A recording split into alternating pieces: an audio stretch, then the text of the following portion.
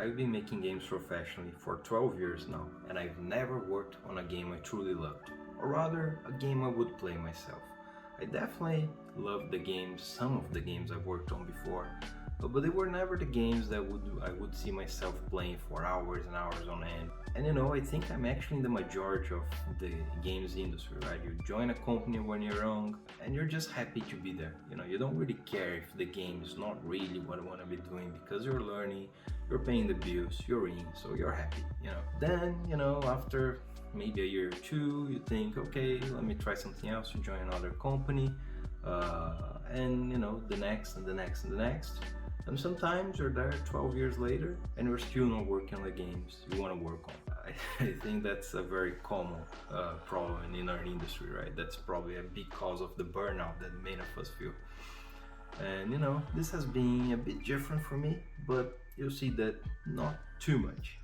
So my name is Alan, I'm originally from Brazil, and coming from Brazil, stuff was a bit different for me. I think now I live in the UK, so here I think the common path is you maybe start with QA and then you jump into another section of a game company, suddenly you're working with something you want, right? But in Brazil, 12 years ago, that was not really the case. We didn't have too many companies. It's much better now, but to be honest, it's still a young industry over there. There are huge companies making large profits, but if you want to get started in another country that is not, United States, the UK, or any other big game development center, let's put it this way, it can be really challenging. And for me, what I was lucky enough to be able to do was to start my own indie studio, right? This was my first experience. I was like, this is what I want to do. I'll just quit my job, I'll make my own studio, and let's see what it is. So I joined with two friends of mine back in the day. We started making mobile games because 12 years ago Steam wasn't what it is today. You couldn't really just pay $100 and get on Steam. It was very different, and we had no experience at all. Like, we had just left game design college, and so we knew our games would be crap, right? So there was no really hope to join Steam at the time, so we went to make mobile games. It was much easier. To be honest, 12 years ago was a big opportunity, and it's funny because we started with mobile games thinking, this is how we get out of the door, maybe how we pay the bills soon enough, instead of just paying to work, right? But what really happened was we made a first mobile prototype, then a second, and we won a lot of awards with them, to be honest. So we had a lot of signs of success coming. It was a really great time, to be honest. A lot of work, but we got ourselves in the same cycle, working on from mobile game to mobile game to mobile game, sometimes making works for clients, games for advertisement or something like that. And we would always put our heart and soul into it, trying to make the best we can. But truth be told, as I said, those were not really games I would be playing hours and hours on end. So then I moved here to the UK, I joined other companies, I worked on bigger projects, and all that was fine, but that brings me back to original point, right? It's been 12 years and I've always made games that they had to make money, they had to find a market, they have to monetize through free-to-play mechanics.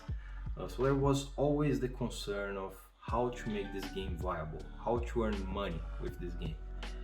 And that brings a lot of design concerns, or at least that did for, my career. Maybe, someone else has a very different experience, and I'm sure that's the case for some people, but for me, this is what has been. And this is why 3 months ago I started working on Rogue Soulstone. It's an action roguelike, it's physics based, it's fast, it's quick. You jump into the game and you're already killing a ton of monsters, and you're upgrading and you're getting better and you're making builds.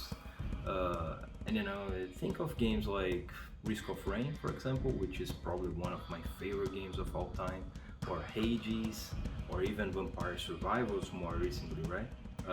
And I thought, these are the games I love playing, this is what I want to be doing, so what can I do in this genre, that is fresh, but is relatable, and I would be playing, right?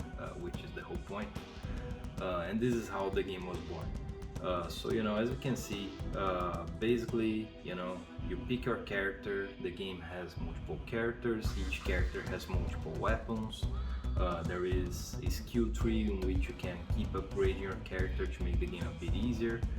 There is a rune system for permanent upgrades that you can equip and unequip from your character. So if you want to make maybe a super powerful pushback build to just push the enemies into the void, you can, and you can just keep cleaning their bodies into the floor, into the void.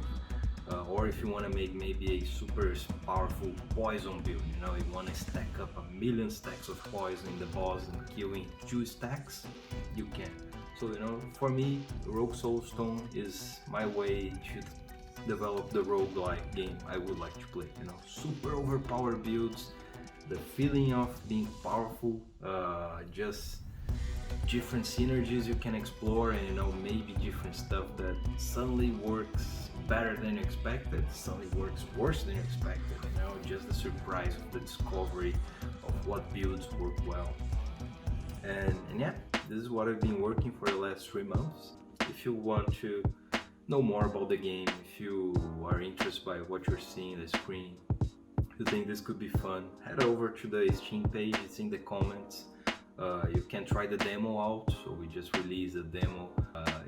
Give it a try, and if you like it, a wishlist would be greatly appreciated, of course. Just let me know what you think in the comments, or in our Discord, or in the Steam community, everywhere. If you take a look, I'm probably those obsessive developers that follows literally every video about their game. So that's me right now.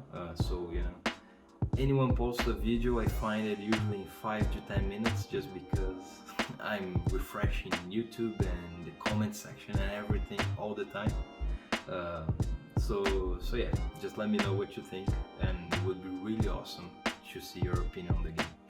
And about this YouTube channel that we're starting, this is meant to be kind of the first devlog as an introduction of why we're making this game, and talking a little bit about who I am, about why we're making this game.